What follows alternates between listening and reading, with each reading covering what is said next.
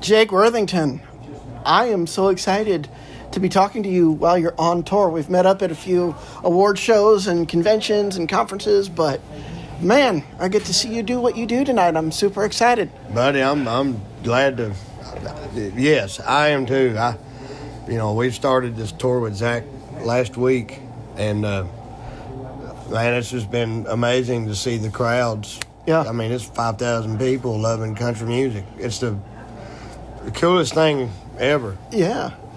It's been some late nights for you. I know you got in early this morning, slept till the afternoon. You adjust into that schedule? Oh yeah. Well, it's 7/12s in one day. Yeah. Well, tell me, this new song you just put out, It Ain't the Whiskey, which is, I listened to it about 2 or 3 times, literally, just on the way here. I'm addicted to it. Good. Came out last week. Talk to me about that new song, right? Oh, man, recording it. Yeah. Fun. Just a fun song about there was some real things there, but we just made a fun, upbeat, fun having song and put it on the record, and I'm really excited about.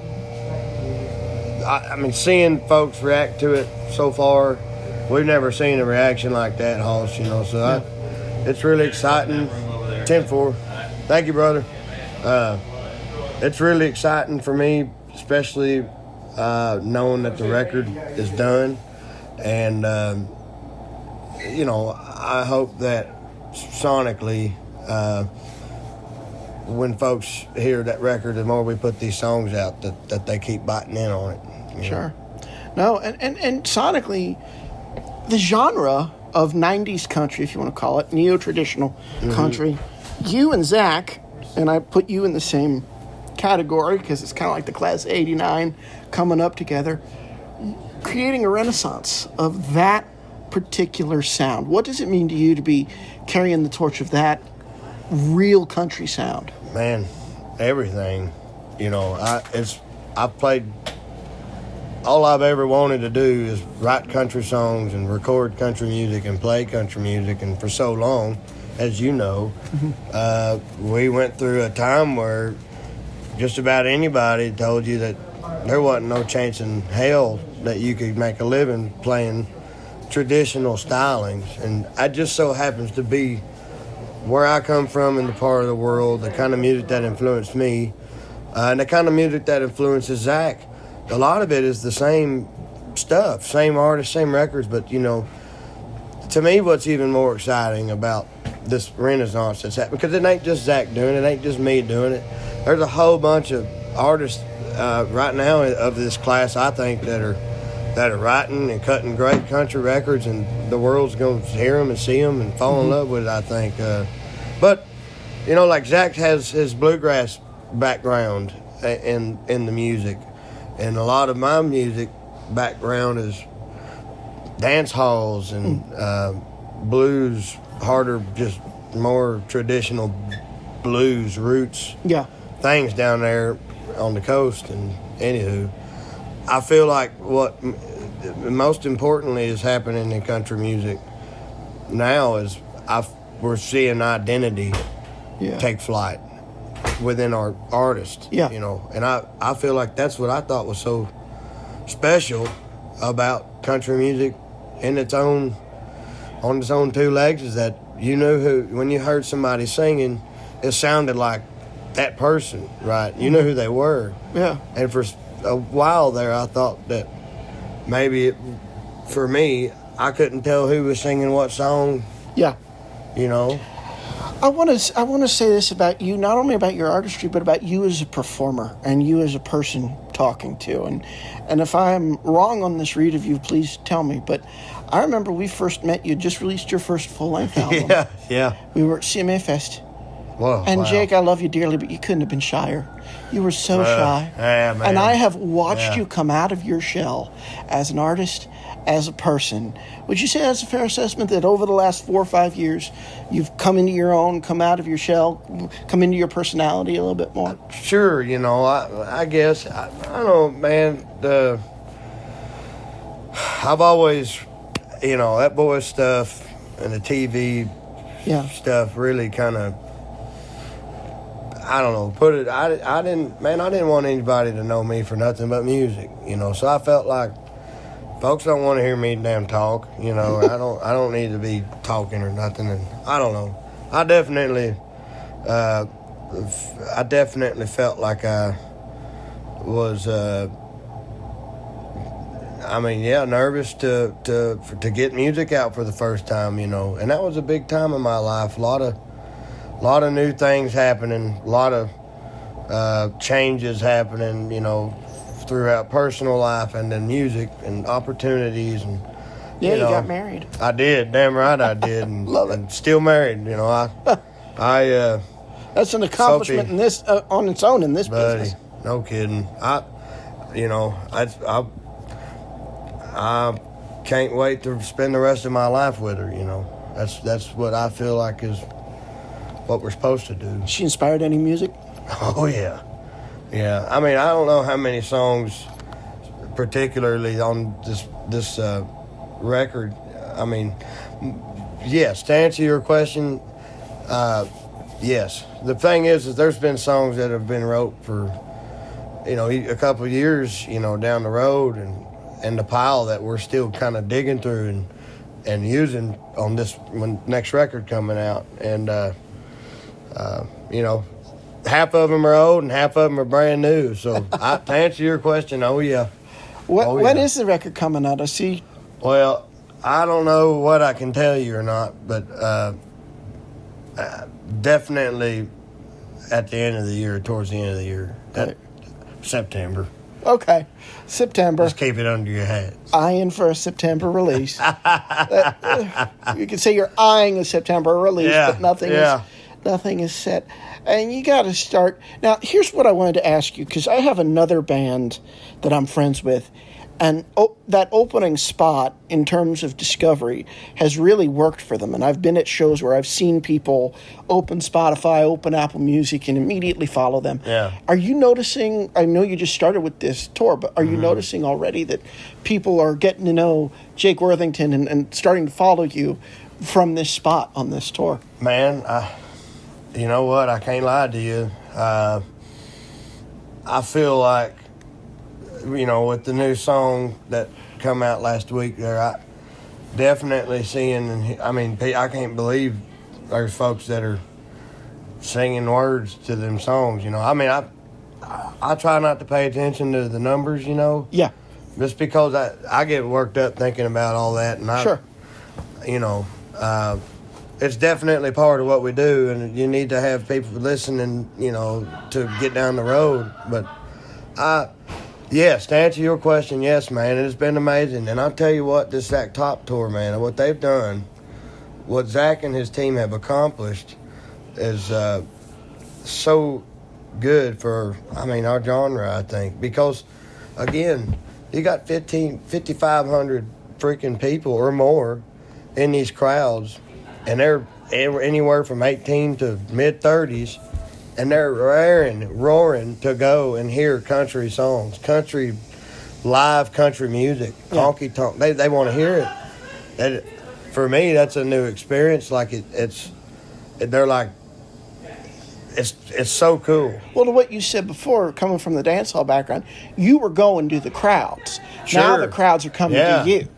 They're coming to Zach for sure. And we're thankful to get to open up. But it's been really, enlightening, and it's done my heart some good to see a smile get put on the face of so many just by hearing a familiar sound. Well, don't discount who's coming to you, because like you said, even the song that was put out a week ago, they know the words. So you have your people in the crowd too. Well, I'm grateful for it, Hoss. And I'm one of them. Well, thank you, man. You've been holding court for us for a while, my friend. Well, I appreciate it. I knew you before I knew Zach, and that was that CMA Fest where I knew this sound was coming back. Back then at that CMA event.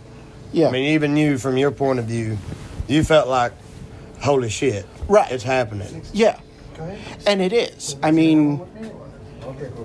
It's the sound is coming back around, and I try to look at you and Zach, and I try to say, who is Randy, who is Travis, who is Garth. Right. And I just see what happened with Randy Travis, where Yes. you took a traditional sound, Turn the world upside down. turned the world upside down, and people came back to it for a decade and a half before Yes. it went back out into the pop sphere, and now it's come home again. Yeah, man. Which is, you know, not to knock anybody, but you get what I call the stadium talk, right? Which is, you know, steel guitar, fiddle, and it's this big sound. And you realize, this sounds like the 90s. But then you listen to you and Zach and the other artists that you mentioned, and you're just like, no, this is the most authentic to what that had been. Yeah. So, live music. yeah, you live know. music. Tell me about this duet. Came out a little bit before the other one with your friend of mine, Mr. Marty Stewart. Yeah. How did that come about? Oh, man.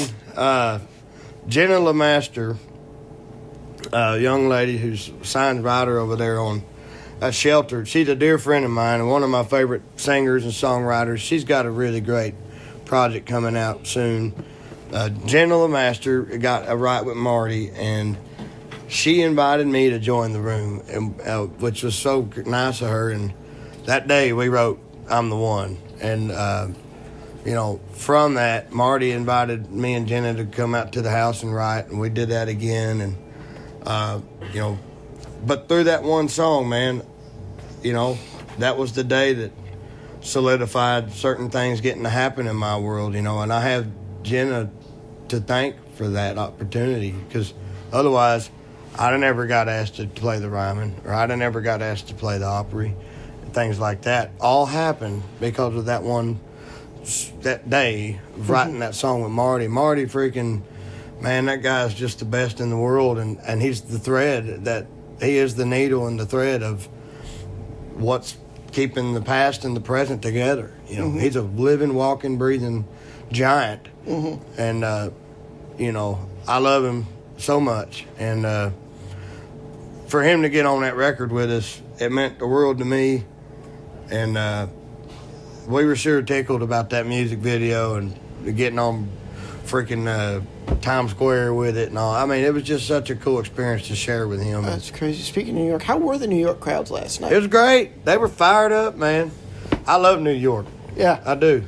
Yeah, that was my stomping grounds for 7 years. And, you know, they used to say, oh, New York doesn't get enough credit for country. Now, the country artists come through and they know. They know the people come in. Because, like, and it's just like here. They'll come in from the rural areas.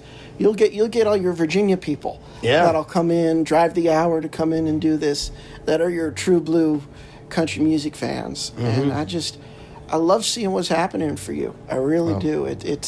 I remember, not to put you out again, but it almost seemed like you were like surprised that it had started to be on a roll for you back then. And now here you are, and I think before long you'll be headlining this. You just need that one. Good Lord willing, you know. Here's the deal, brother. I had to pedal down when nobody was watching or listening, and I damn sure it ain't going to change now.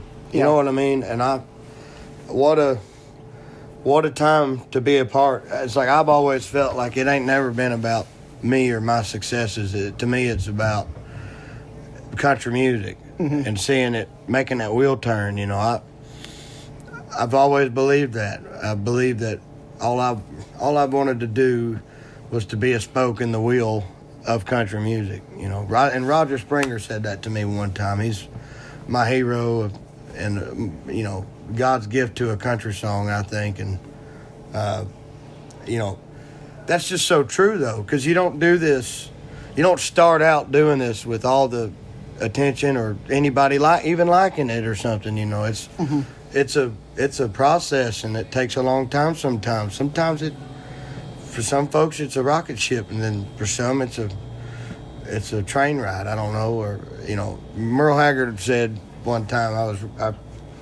I don't know if I read it in a book or if it was like an interview he did, but he said somebody had asked him what his experience was like, and he said it's a 50-year bus ride.